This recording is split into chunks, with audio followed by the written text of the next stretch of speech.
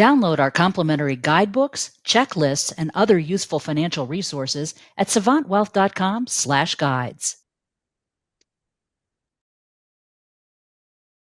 Hi, good afternoon. Welcome to our Savant Live webinar. We're so glad that you took time out of your afternoon to join us today. We're going to be talking about 5 tax strategies for affluent investors.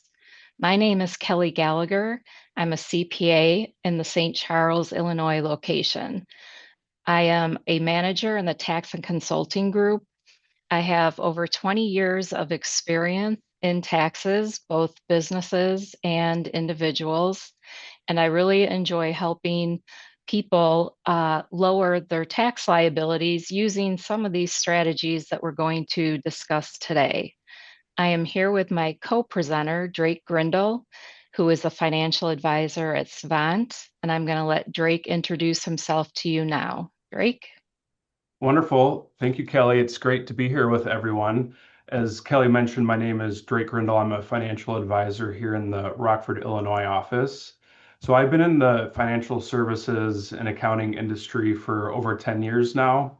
I have my CFP designation, my CPA designation. So I really enjoy and love talking taxes. So I'm really excited to share some tips and tricks as it relates to tax strategies with you all today.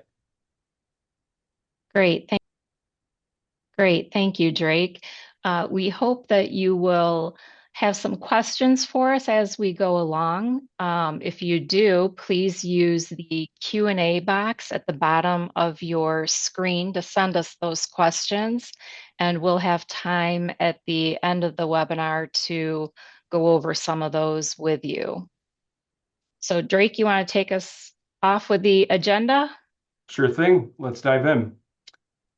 So on our agenda today, we'll be covering 5 kind of areas as it relates to some tax strategies. First, we'll cover utilizing estate planning. Next, we'll move on to being strategic with itemized deductions.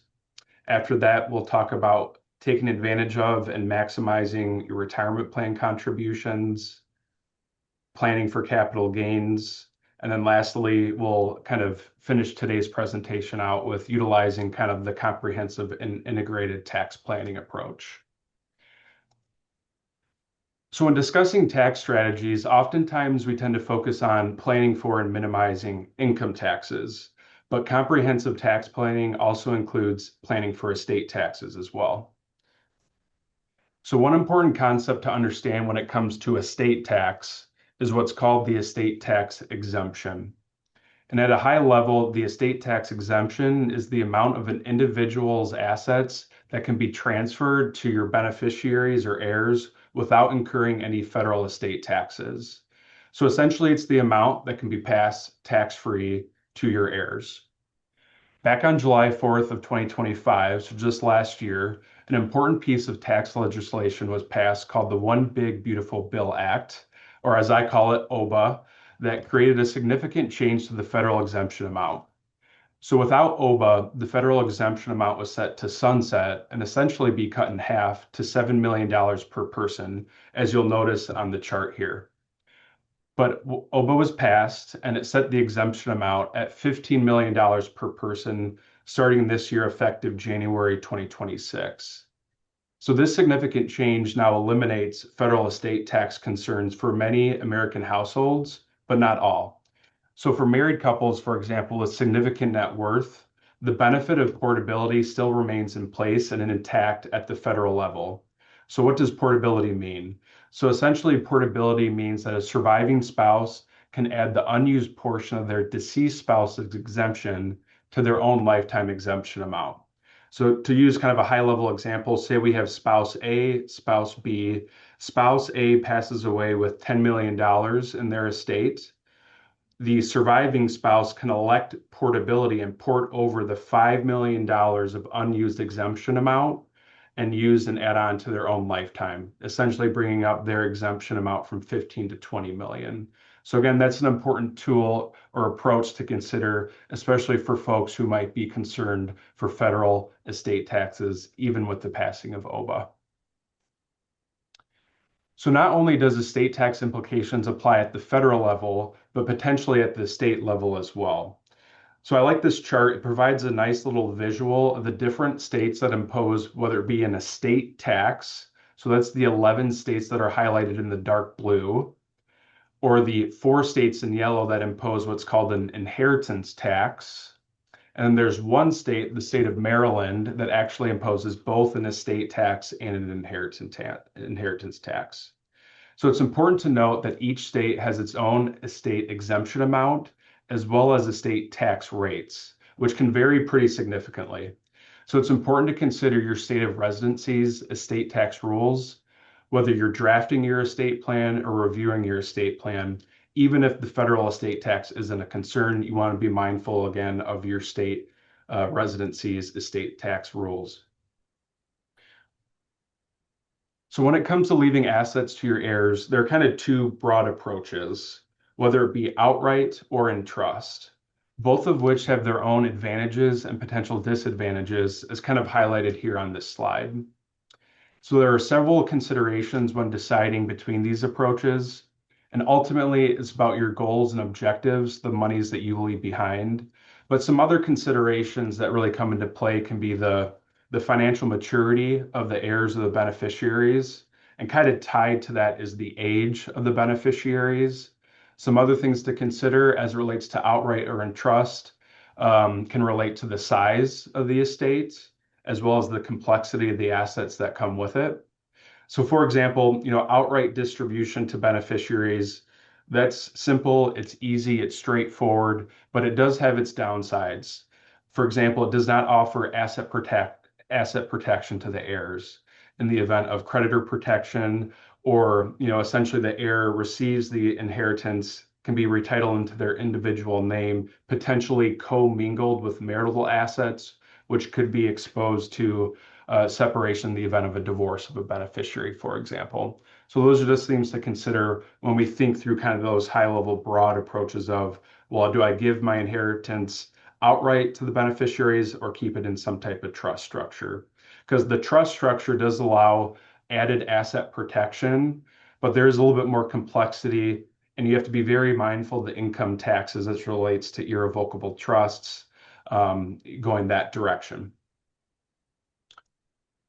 So when leaving an inheritance, it's generally tax-free, with taxes really coming into play on a forward-looking basis for the beneficiaries. And the taxes that apply to the beneficiary will depend on the type of assets that they are receiving in the inheritance. And there's kind of 2 broad categories here that I kind of wanted to talk through in some detail. First is basis adjusted assets. So this grouping really applies to your non-retirement investment accounts. So think like a brokerage account that might be titled in your individual name, maybe a joint account that's titled between you and your spouse or another individual, or an investment account that's titled in trust. Other assets that fall under this basis adjusted category could be land, real estate, and even business interests. So with this basis adjusted, essentially it means that there's a step up in cost basis that happens upon your passing. So the unrealized gain on paper goes away because the heir's cost basis in that asset is stepped up to the fair market value of the asset upon the date of your passing.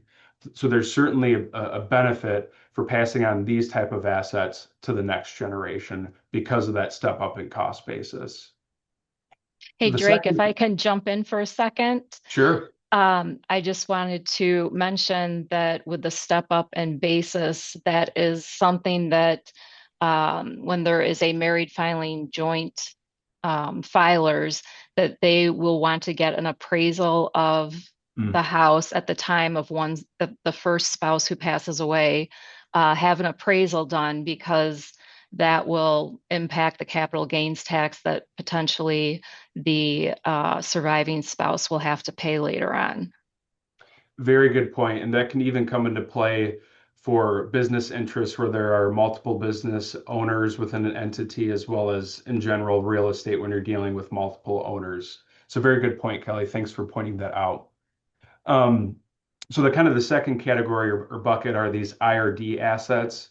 So really this comes into play, think for your qualified retirement accounts. So think your IRA, maybe the 401ks, 403bs that you have.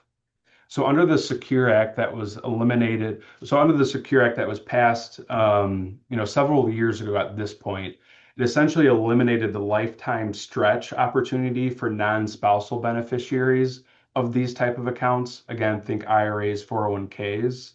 So for non-spousal beneficiaries who inherit these retirement type of accounts, instead of that lifetime stretch, now they have to fully deplete the account within 10 years of the owner's passing. So with this more limited time frame, these type of inherited accounts create significant tax planning for beneficiaries to manage the taxable distributions over that 10-year period of time. All right, so another effective tool when we think estate planning is utilizing what's called the annual gift exclusion strategy. So essentially what the annual gift exclusion amount is, it's the dollar amount that you can gift to any living person, and it won't impact your lifetime federal estate amount, that $15 million per person that I mentioned on that prior slide. So the amount of the annual gift exclusion for this year, 2026, is $19,000 per person. And as you can see here on the chart on the left-hand side, this amount has gradually increased with inflation over time.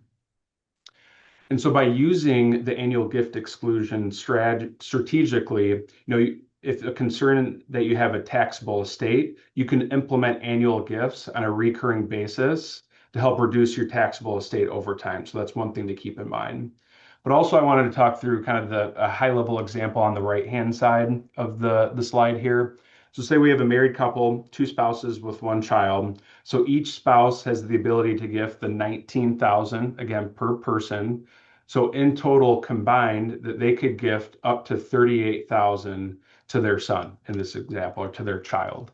And again, it could be an effective tool if we're concerned about whether it's federal estate taxes or state estate taxes, implementing, again, a strategic annual gift exclusion plan to help shift taxable assets out of a potential taxable estate. So one question that you might ask, well, what if I gift more than the annual gift exclusion amount in any given year?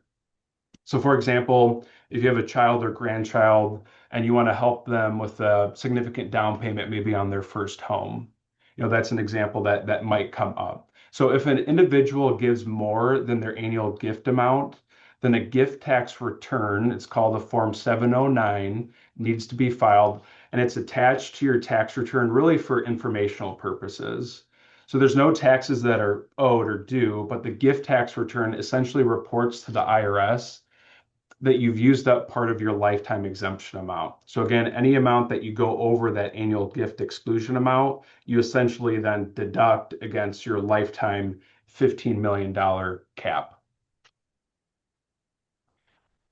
All right, so moving on here. So this chart highlights the different type of assets that one can, or a short list of the different type of assets that one can gift during their lifetime.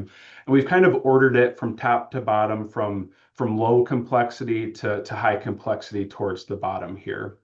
So to kind of highlight one, I'm not going to go into great detail on each line item here. But for example, maybe gifting cash for IRA or Roth IRA contributions, whether it be to a child or to a grandchild. So as long as the recipient of that gift qualifies for making, say, a Roth IRA contribution based on their earned income, one approach you could take is gift the dollar amount to help fund that year's Roth IRA contribution. And when we take a step back and think about this in the grand scheme of things, it could be a great way to kickstart a tax-free bucket for the younger generation, whether it be a young child or a young grandchild, because getting monies into that tax-free Roth bucket just allows for several decades of compounding tax-free growth. So it can be a really powerful tool for those who are interested in giving during lifetime. So kind of walking down, some other assets, you can give securities, whether that's stocks, mutual funds, ETFs. You can gift real estate, or you can even include business interests during lifetime. But one thing that I wanted to point out as it relates to gifting these type of asset categories during lifetime is transferring low basis assets might be more tax efficient at death in order for those assets to receive what's called that step up in cost basis that I talked about a few slides prior. So again, if you've held an asset for a really long time, there's a lot of pent up unrealized gain. One option is, well, rather than gifting that asset during your lifetime, wait to pass it on to your heirs upon death, because they would receive the benefit of that step up in cost basis to that fair market value. So another topic as it relates to estate planning kind of in general here is, well, do I gift now during my lifetime or later?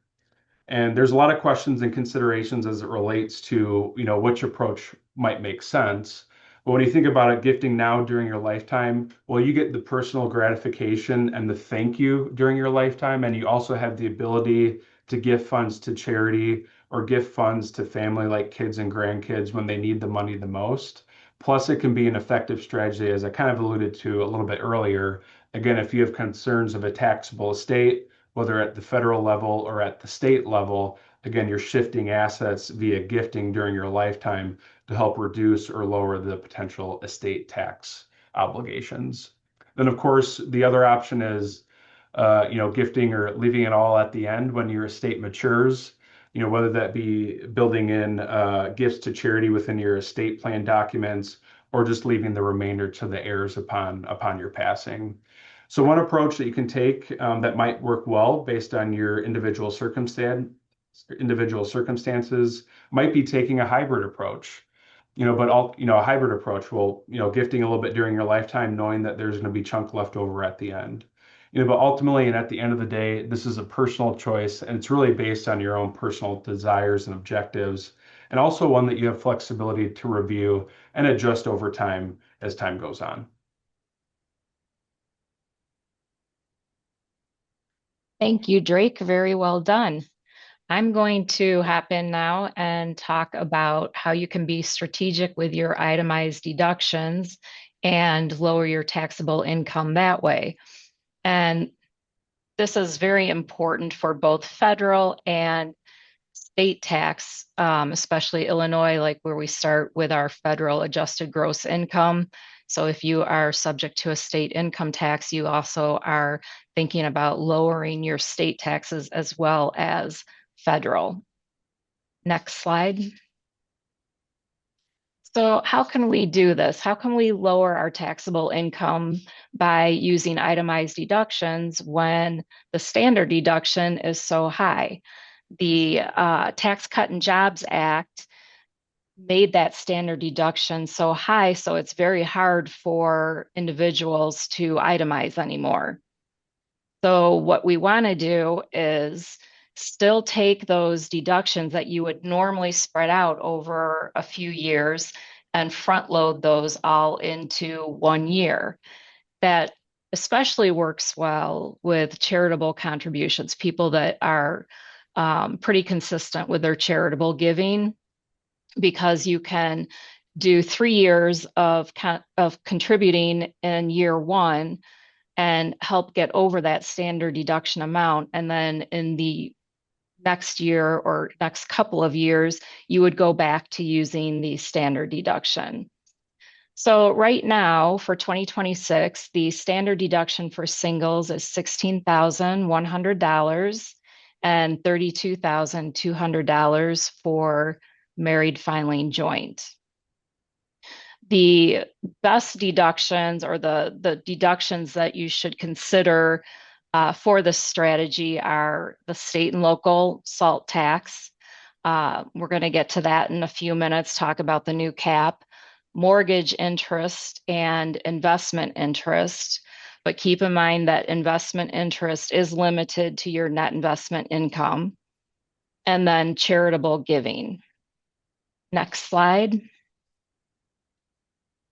So for tracking your itemized deductions, it's important to have receipts, especially for your charitable giving. Most charities will send out a letter or a statement at the end of the year, but for different types of contributions besides cash contributions, like gifting appreciated stock, there is a certain tax form that will need to go along with your tax return. Sometimes you'll need to have an appraisal done for that purpose. So make sure you know what documentation you need and have that gathered for tax return time. For mortgage interest, your lender will send out a 1098. If they don't, then you should be able to log into your online account and print that out and or look at your December 31st statement that will show you the year-to-date interest that you paid. And then for your state and local taxes, you're going to want to keep canceled checks, bank statements. For those living in Illinois, we have My Tax Illinois that is very helpful. You can, without having to create an account, just log in some information like your social security number and name, and you can look up what you've actually paid in estimates for the particular year. I believe it shows 2 years. So you select the year that you want to see the estimates that you paid. So that is very helpful. It's something that we as tax preparers will go ahead and do, even if the client has not provided that to us. Next slide. Okay, so the state and local income taxes, the SALT taxes, used to be at $10,000. That was capped at $10,000 after TCJA.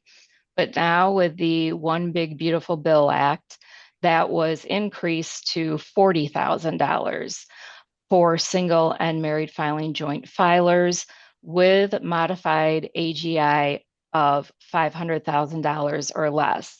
It is phased out. So if you exceed the $500,000, or if you're between $500,000 and $600,000, it's phased out. But at the point that you are over 600,000, you don't lose out completely. It reverts back to the $10,000. So you still will always have that 10,000. Each year between now and 2029, they are going to adjust the income threshold and the cap by 1%. And then after or beginning in 2030, it reverts back to the $10,000 cap unless something is passed that will make the 40,000 permanent. Next slide. Okay, moving on, we're going to talk about the new floor for charitable contributions. So for 2026, you are going to be limited to 0.5% of your adjusted gross income before you can start to deduct your charitable donations. That 0.5 reduction is carried forward to the following year only if your contributions exceed the pre-existing AGI limits. So there are certain buckets that charitable contributions fall into. The most common cash contributions to public charities, that's 60%, and gifts of appreciated stock to a public charity, that's a 30% bucket. So looking at our example, a taxpayer has AGI of $100,000 and they donate $50,000 of appreciated stock. Now that is that 30% bucket that we just talked about. So step one is to reduce your contributions by that 0.5% floor. So 100,000 times 0.5% is $500. 50,000 minus $500 is $49,500. That's your deduction before the AGI limit. So now we have to consider that that appreciated stock was a 30% bucket, and 100,000 times that 30% gives $30,000 as your maximum deductible contribution for that year. Now you made $50,000. So what happens to the other 20,000? That is going to carry over to the following year, where again, it will be grouped with other contributions and determining how much you can take in that year. Next slide. Other itemized deductions that One Big Beautiful Bill Act impacted is mortgage interest. That was made permanent, the extent that the limits of deductible mortgage interest up to $750,000 in home acquisition debt. So again, that was made permanent. And what is home acquisition debt? That is money used to buy, build, or substantially improve your primary or a second home. Also included is mortgage insurance premiums on that same type of acquisition indebtedness. Also important to note that the for home equity lines of credit, home equity loans, that must be secured by the house, the primary or secondary home. If you were to take out a line of credit or a home equity loan and pay off credit card or that for college tuition, that would not count as qualified mortgage interest for itemized deductions. Casualty losses, that is an area that has changed over the years. It used to be found on Schedule A itemized deductions, but now we hardly ever see it because it has been limited to only federally declared disaster zones or state declared disasters. That was something new that has come up, that it's for state declared disasters as well. So if you have a basement that floods, that's not going to count as a casualty loss if it was here in Illinois. But let's say in Florida, your basement floods after a hurricane that was a federally declared disaster, then that will count. Miscellaneous itemized deductions, that prior to TCJA was something that people tracked, but TCJA eliminated those. Still the case, except the One Big Beautiful Bill Act now made educator expenses as an itemized deduction. You may know this, but $300 of educator expenses is an above the line deduction right now. That hasn't changed, that remains. So most educators spend a lot more than $300 in their classrooms. So now they're able to take the remaining portion of what they spent and claim that as an itemized deduction. So that's a good thing for our educators. Next slide.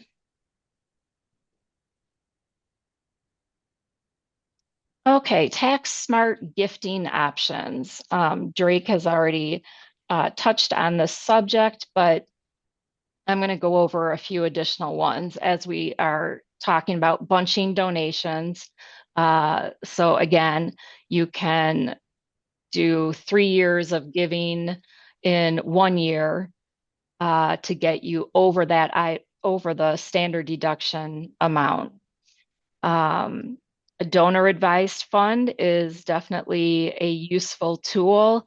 You're going to put a large amount of money into year 1, and then those deductions can come out in future years to the charity of your choice. QCDs, or qualified charitable distributions. That is out of your IRA account if you are age 70 and a half or older. And the limit for 2026 is $111,000. It's a great thing to do because it reduces your taxable income and you're giving it to charity. Please note, though, that you do not get a charitable contribution on your Schedule A for that. It's just the benefit is reducing your taxable income. There's also charitable trusts, charitable remainder trusts that you can set up that your beneficiary gets a certain amount of income stream up to 20 years, and then anything after that goes to a charity that you designate. And as Drake has already talked to us about, the importance of estate planning and your charitable gifting that way. Next slide. So things that you can do to be more tax efficient. QCDs that I just mentioned, it's a big gifting opportunity as long as you are at that RMD age. It cannot come from a 401k. It is only from an IRA.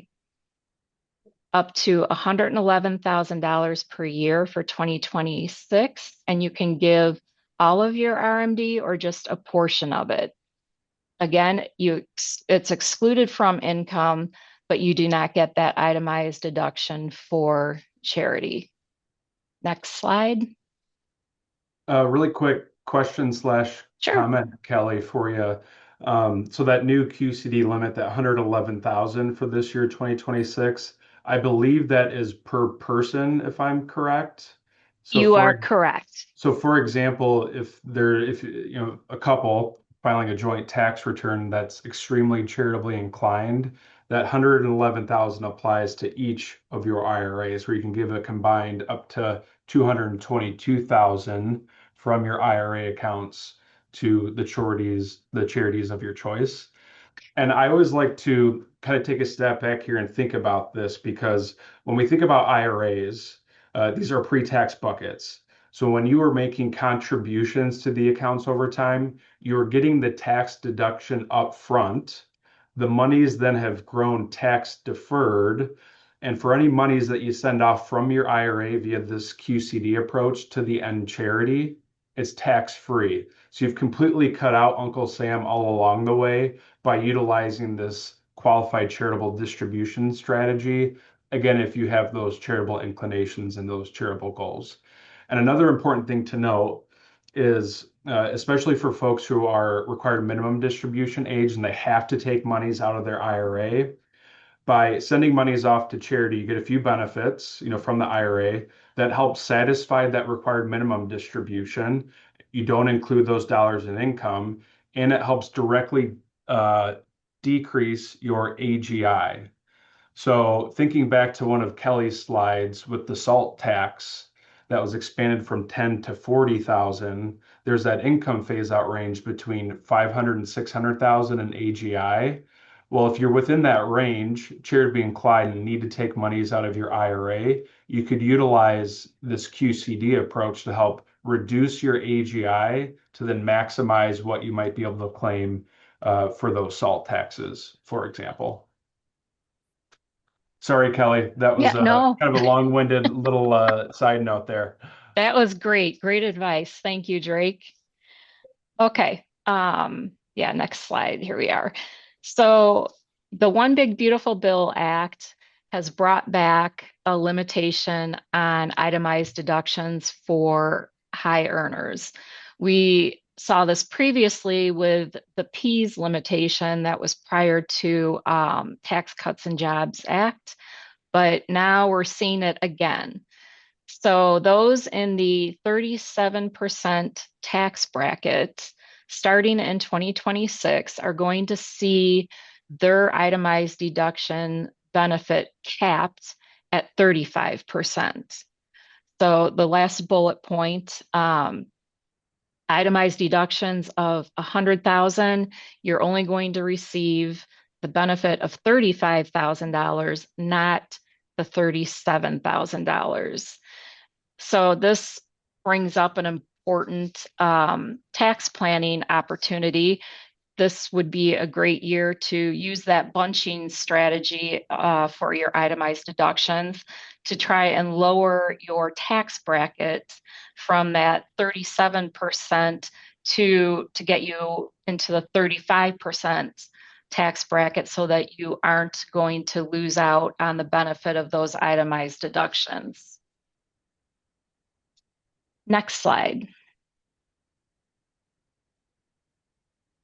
Okay, we're moving on to maximizing retirement plan contributions and how this can be a good tool to reduce your taxable income. Next slide. So by maximizing your retirement plan, you are lowering your taxable income. For those who are self-employed, you have the options to use SEP IRA, a solo 401k, or a simple plan. Next slide. The annual contribution limits for 2026 for employees who participate in a 401k plan is $24,500, which is up from $23,500 in 2025. The catch-up contribution for those ages 50 and over increased to $8,000, up from $7,500 in 2025. There is something called a super catch-up, which is part of the One Big Beautiful Bill Act.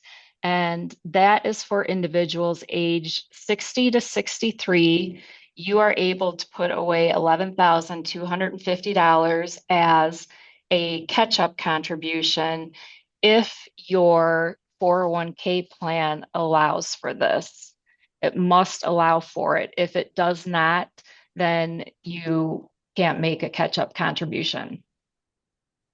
So for IRAs, they have gone up to $7,500 in 2026, up from $7,000 in 2025. And then the catch-up contribution for those age 50 and over is $1,100, up from $1,000 in 2025. For high income earners, and that is those with AGI of $150,000 or more, those catch-up contributions have to be made into a Roth account starting in 2026. And if the plan does not, or if the IRA does not allow that, then you would not be able to do your catch-up contribution.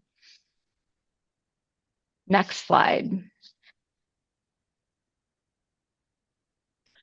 So there are some limitations about making Roth contributions. You have to be within the income range. So it begins to phase out over 153,000 to 168,000 for single filers and between 242,000 and 252,000 for married filing joint filers. Something that you could consider doing is making a backdoor Roth. So what we accomplish with that, you make a non-deductible traditional IRA contribution because your income is over the limits too high for you to just make a Roth contribution. So we're going to do a non-deductible traditional and then convert that right away to a Roth.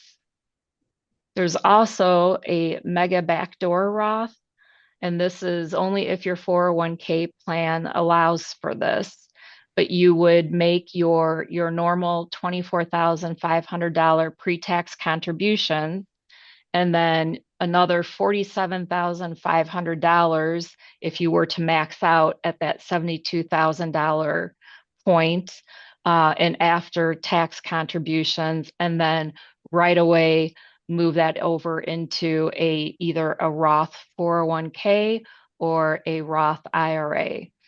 Again, the plan has to allow for that in order to be able to do it. You should consider a Roth conversion in your lower income years. So for most people, this is going to be at retirement up until the time you're required to take RMD, because your earnings, your wages have gone away at that point. So definitely you want to do it in your lower income years. Next slide. These are some ways that you can increase your savings in your retirement plan, ways to put more money into retirement. You can look at your prior year tax return, and if you had a refund, then you can put more into your 401k. If you get a pay increase over the next year, um, then you can put a portion of that into your 401k, and not all of it if you don't want to. In the example, the last bullet point there, if you got a 3% pay increase, you could put 1% into your 401k and keep the remaining 2%. And it's win-win. Your pay goes up, and so does your retirement savings. Most importantly, you should be taking advantage of your company's employer match if that is an option. That is free money to you. So, to the extent that you are able to, you want to definitely take advantage of the employer match. Next slide. Okay, Roth conversions we hit on a little bit before. What they accomplish, you are voluntarily transferring assets from your pre-tax traditional IRA to a tax-free Roth IRA. The beauty of the Roth is that the earnings grow tax-free in the account, and when you take the money out, as long as you've met certain conditions, it's tax-free. So it's a very powerful tool. There are no income limitations for Roth conversions, as opposed to Roth contributions. So why make a Roth conversion? Again, that future tax-free growth. There's no taxes on future distributions within requirements. There's no RMDs. It's a great investment account for legacy planning, and it reduces future taxes because there's smaller RMDs. You do have to watch out for what's called a pro rata calculation when doing the Roth conversion. If you have any pre-tax retirement accounts, that will impact how much of that Roth conversion is going to be taxable. So to the extent that you have pre-tax contributions, it could make some of that Roth conversion taxable. So just keep that in mind. Next slide. Okay, wonderful. Thank you, Kelly. So I'm going to move on to planning for capital gains here. So capital gain tax rates are preferential tax rates compared to the ordinary income tax brackets. So said differently, your capital gain tax rate is either 0, 15, or 20%, which is typically lower than where you fall within the ordinary tax brackets, which range from 10% to 37%.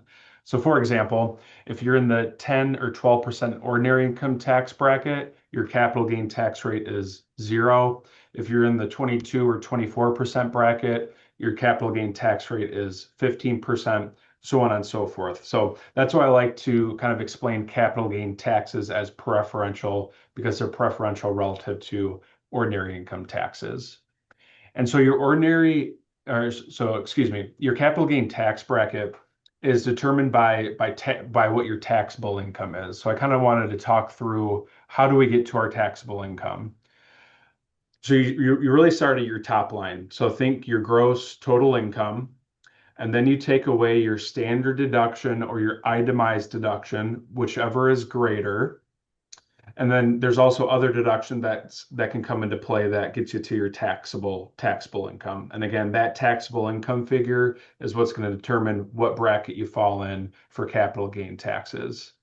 So one thing that really stands out is we certainly want to take advantage of the 0% capital gain tax rate. You can't beat a 0% tax rate. So in years with lower taxable income, one thing to be mindful of is deploying what's called capital gain harvesting. Again, once the taxable income's lower, and you think you're going to fall on that 0% favorable capital gain tax rate, it might make sense to realize some gains and pay zero taxes along the way. Another kind of component as it relates to coordinating capital gains is you can do it and integrate it with your charitable planning, kind of as Kelly alluded to, utilizing an approach such as a bunching charitable strategy to really accelerate the deduction into one tax year, which then can allow for lower taxable income, which might land you in a favorable 0, maybe even a 15% capital gain tax bracket. So again, there's a lot of different moving pieces. You really need to have a good understanding on what taxable income is and how you get there, and also kind of projecting out, what's your tax bracket now versus where it might be in the future as it relates to planning for capital gains over the future and going forward. So capital gain taxes applies when you turn an unrealized gain. So an unrealized gain, think of a gain on paper, to a realized gain. So there's a triggering event that causes capital gain taxes, and it's typically when you sell the investment or you sell the asset. And with the capital gain defined as the difference between your sales price, what you sold it for, versus what you bought it for, your cost basis. So for example, kind of high level, say you bought an investment for $100 and it grew to $120 and you sold it, you only pay capital gain taxes on the gain, or the $20 in that example. And so capital gains are associated with stocks or investments that are held within a brokerage account. So think a non-IRA, non-retirement type of account. That's where capital gain tax rates apply. Capital gain taxes can also apply to the business owners out there who are thinking about eventually selling their business at a future point in time. Individuals that hold real estate property, capital gains can be a part of that type of transaction. And then we also see capital gain tax rates applied to what's called capital gain distributions that are really generated from mutual funds primarily held within brokerage accounts. So by actively monitoring investments in a taxable investment account, one could take advantage of what's called, a concept called tax loss harvesting. So for example purposes, as you'll see here on the slide, so if you sell an investment for 80,000 that you bought initially for 100,000, you capture a realized loss of 20,000 in that case. So this 20,000 capital loss can be used to offset other capital gains in that given tax year. If you don't have any other capital gains to offset, the IRS actually allows you to use up to 3,000 of that capital loss to offset other ordinary income tax sources, with any unused capital loss. So kind of the 17,000 in this example can be carried forward to future tax years until it's eventually used up at some point in the future. So you can kind of see the power of this tax loss harvesting, and by systematically harvesting and accumulating capital losses can not only reduce capital gain taxes in the current year, but you can also plan for maybe significant capital gains, such as selling a business or selling a piece of real estate in the future by actively monitoring and engaging in this tax loss harvesting concept. So when we think about tools in our tool belt here at Savant as it relates to planning for capital gains, one is asset location. So this is an on-purpose, by design strategy where we intentionally locate certain investment funds or asset categories within a taxable bucket within a portfolio to help maximize the favorable preferential capital gain tax rates. And then by actively monitoring when tax loss harvesting opportunities arise, just based on movements of the market, based on movements of the underlying investments in those accounts. So some other solutions that I've kind of included on the slide here, Savant Custom Indexing and TAPE, which stands for Tax Advantage Portfolio Extensions. We don't have enough time today, but essentially they're investment strategies that expand the opportunity set for tax loss harvesting that again can be used to manage current capital gains, but maybe more importantly, future capital gains. One item not on this slide is that I kind of just thought of on the fly here. Again, for the business owners out there, considering an installment sale, if you go to sell your business at a future point in time, essentially what an installment sale is, it's strategically deferring the capital gains over the set period within the installment to spread out the capital gains over multiple tax years, which might be able to help you plan for and manage what capital gain tax bracket and therefore what capital gain tax rate applies in a large liquidity event, such as selling a business or selling a piece of real estate. Okay, so moving on to our last section here, again, kind of bringing this all together, utilizing tax planning. So here at Savant, we incorporate really a comprehensive wealth management and an in-house tax and consulting solution under one roof that provides for the proactive tax planning that can create opportunities to both manage and minimize taxes over one's lifetime. And the most effective plan is a plan for taxes beyond just this current year. It's a proactive tax plan approach that evaluates and really projects your long-term income sources and therefore your long-term tax brackets to take advantage of years where income might be lower.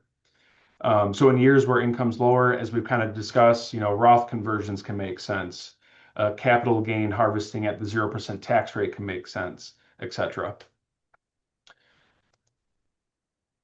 At Savant, we aim to use all available tools in our tool belt to control and minimize taxes as best we can. And there's a pretty long list to that tool and what we have at our disposal. But just to talk through high level, a few of these, first and foremost, incorporating low cost and tax efficient investment funds within a portfolio goes a long way. I discussed that asset location and implementing that depending on the account types that we manage within a portfolio, and the importance of integrating charitable planning and your long-term charitable goals within the tax plan to help manage taxes over time. And also for the retirees or soon to be retirees, it's planning for a tax efficient distribution and cash flow plan, essentially replacing the paycheck, if you will. And ultimately, the less you pay in taxes, the more you keep in your pocket, which is certainly an objective of a proactive long-term tax plan.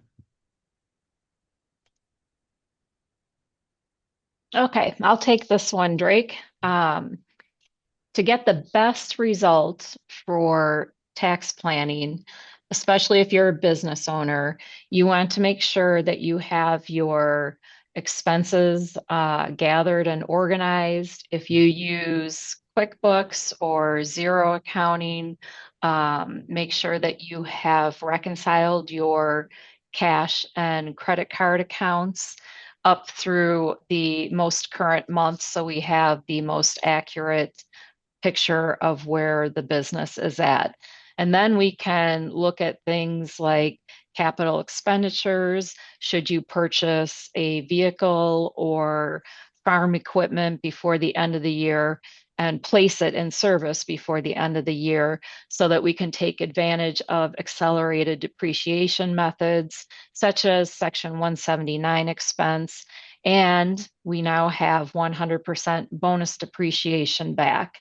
That was another part of the One Big Beautiful Bill Act. So we are back at 100% bonus. However, for Illinois, they have still decoupled from federal. So that will be an add back to the Illinois tax return. Each state varies. So if you have questions on that, just let us know and we can help you with it. Also, you want to check your other deductions, especially if you're self-employed, if you're Schedule C. Do you have a home office deduction? Business mileage, that just came out for 2026. It's 72.5 cents per mile. If you do have business mileage, you should be either using an app that tracks that or just a mileage log where you write down the dates, where you went, the business purpose, and the mileage. Also, half of your self-employment taxes are deductible if you are self-employed. Next slide. All right, this slide is actually showing us the provisions of the One Big Beautiful Bill Act and what the phase out ranges are at. So we've already talked about Some of these, like the SALT deduction, that's between $500,000 and $600,000. The itemized floor limit, or the itemized deduction floor limit. But two things that we have not talked about before that I want to touch on here, although it's not an itemized deduction, it's an additional deduction, is the enhanced senior deduction. And that is $6,000 per person. However, there is the phase out range, married filing joint, that is between $150,000 and $250,000. And there's also the new auto loan interest deduction, and that is for new cars only, not for used. And the final assembly of those cars has to happen in the United States. There is a website that if you go to irs.gov and search this deduction, it will bring up that link, and you can look to see if your car had final assembly in the United States. But you can get up to a $10,000 deduction for the interest expense on that. That phases out for married filing joint filer between $200,000 and $249,000. Next slide. All right, we have finished our webinar, but we are going to go over some questions now. We have about 5 minutes to go over some questions. If by chance your question has not been answered, someone will reach out to you and make sure that you get your answer. Drake, do you want to take a question? Yeah, let me get that pulled up here. Get to Okay. the chat group here. Okay. All right, kind of scrolling through because we do have a few minutes here. All right, here's a good one that relates to capital gains. So if I purchased a home in 2023 and plan to sell it in 2026 this year, do I have to pay capital gain taxes? Okay, so this is a great question. So assuming that this home that you were referencing to, assuming that is your primary residence, you would likely qualify for what's called the primary residence capital gain exclusion under the IRS code. But there's a few criteria that you need to meet in order to qualify for this gain exclusion. It's called the ownership and use test. So as long as you've owned the home for at least 2 out of the last 5 years, and you lived in the home as your primary residence in at least 2 out of the last 5 years, then you qualify for this, again, the primary residence capital gain exclusion. But one thing I'd like to note really quick, because this can vary depending on geographic location and how long you've owned the home for, there is a limit depending on filing status on how much can be excluded from capital gains for a primary residence.